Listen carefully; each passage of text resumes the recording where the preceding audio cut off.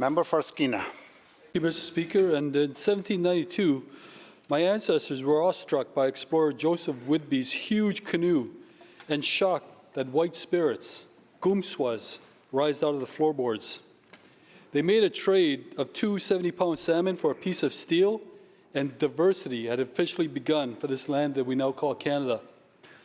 My elders told me about the first time they met Asians, South Asians, and Africans, and their stories are always the same.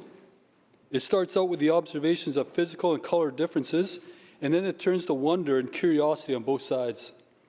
And then, if conditions allow, it turns to the sharing of technology and culture for mutual benefit.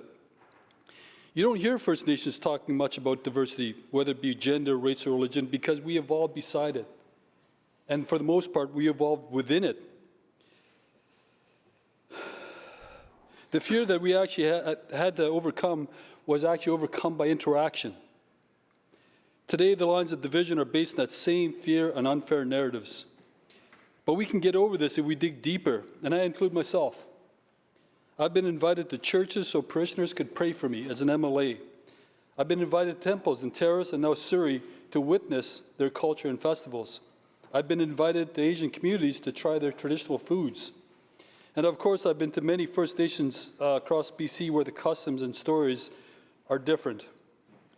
It's amazing to experience the diversity, but it's also inspiring to hear how proud everyone is to be a British Columbian or a Canadian as well. It's obvious on the way we talk or look that we are diverse, but to visit each other gets us beyond our fears. I'll close with this.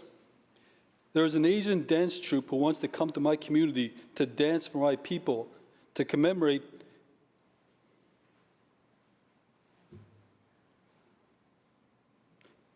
the residential schools era.